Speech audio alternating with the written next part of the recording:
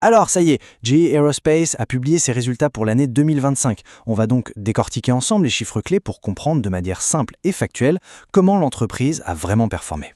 Et pour être bien clair dès le départ, toute notre analyse s'appuie uniquement sur les documents officiels publiés par GE Aerospace. Pas de spéculation, pas d'interprétation, juste les faits, rien que les faits. Bon, pour s'y retrouver dans cette montagne de chiffres, on ne va pas se perdre, on va suivre un plan, un cadre d'analyse très simple et très structuré. Et ce plan, il est tout simple. Il tient en trois questions fondamentales. D'abord, est-ce que les ventes augmentent? Ensuite, est-ce que l'entreprise gagne plus d'argent avec ce qu'elle vend? Et enfin, la question peut-être la plus importante, est-ce que tout ça est solide? Est-ce que c'est durable? Voilà notre feuille de route. Allez, c'est parti pour la première question. On attaque par le nerf de la guerre, le chiffre d'affaires. Est-ce que l'activité commerciale est au rendez-vous? Bon, le premier gros chiffre qui saute aux yeux, c'est celui-là, 42,3 milliards de dollars. C'est le chiffre d'affaires ajusté pour toute l'année 2025. Ça pose tout de suite le décor, on parle bien d'un géant du secteur.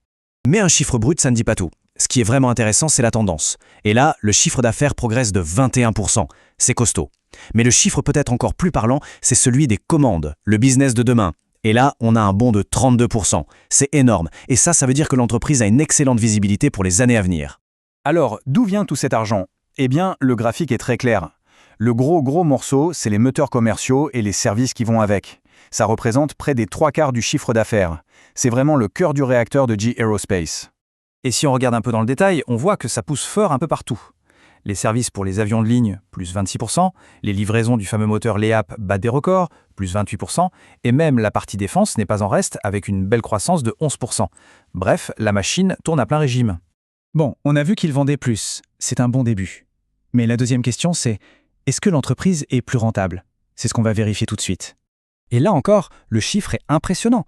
Plus 25% sur le résultat opérationnel ajusté. Ce qui est super intéressant, c'est que ce chiffre est plus élevé que la croissance des ventes. Et ça, en général, c'est un très bon signe. Ça suggère que l'entreprise est devenue plus efficace. Et voilà, la confirmation est juste là sur ce graphique. La marge opérationnelle s'améliore, elle passe de 20,7% à 21,4%. Pour le dire simplement, ça veut dire que sur 100 € de vente, l'entreprise met un peu plus d'argent dans sa poche qu'avant. C'est le signe d'une meilleure rentabilité. Et ce qui est vraiment solide, c'est que cette amélioration, elle ne vient pas d'un seul endroit. Les deux grandes divisions contribuent. Le commercial voit son profit grimper de 26%, celui de la défense de 22%. On peut même noter que c'est le secteur de la défense qui a le plus amélioré sa marge. C'est donc une performance d'ensemble. Alors, si on devait résumer ce deuxième point sur la rentabilité, eh bien le bilan est très positif. Non seulement les ventes augmentent, mais les profits augmentent encore plus vite. Ça, c'est le signe d'une entreprise qui maîtrise ses coûts et qui devient plus efficace. Ok, on arrive maintenant à la troisième et dernière question, et c'est peut-être la plus subtile. Avoir de bons chiffres sur le papier, c'est une chose, mais est-ce que cette performance est saine? Est-ce qu'elle est durable? On va creuser un peu pour voir la qualité de ces résultats. Et pour faire ça, il faut juste comprendre un petit truc en compta, rien de bien méchant. Il y a les chiffres officiels, qu'on appelle GAAP, et puis il y a les chiffres que les entreprises aiment bien mettre en avant, les chiffres ajustés. La grosse différence, c'est que dans ces chiffres ajustés, l'entreprise retire des éléments qu'elle considère comme exceptionnels pour donner une image, selon elle, plus fidèle de son activité de tous les jours. Et voilà concrètement comment ça se passe pour GE. On part d'un profit officiel de 10 milliards de dollars. Et pour arriver au chiffre ajusté de 9,1 milliards, l'entreprise retire principalement des éléments liés à ses anciennes activités d'assurance. En gros, ils nous disent « oubliez ce milliard, il n'a rien à voir avec notre business de moteur d'avion ». C'est important de savoir ce qui est mis de côté. Mais il y a un indicateur qui ment rarement sur la santé d'une entreprise. C'est le cash, le vrai argent qui rentre dans les caisses. C'est ce qu'on appelle le free cash flow. Et pour 2025, il s'élève à 7,7 milliards de dollars. C'est une somme colossale. Mais le chiffre le plus bluffant, ce n'est même pas celui-là. C'est que ce cash flow représente plus de 100% des bénéfices ajustés. Alors ça, c'est un signal extrêmement fort de la qualité des résultats.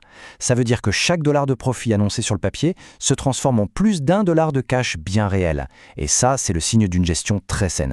Bon, on a bien regardé dans le rétroviseur. Maintenant, voyons ce que la route nous réserve. Qu'est-ce que la direction de GE Aerospace nous dit pour l'année qui vient, pour 2026 ? Le patron, Laurence Kolb, ne cache pas son optimisme.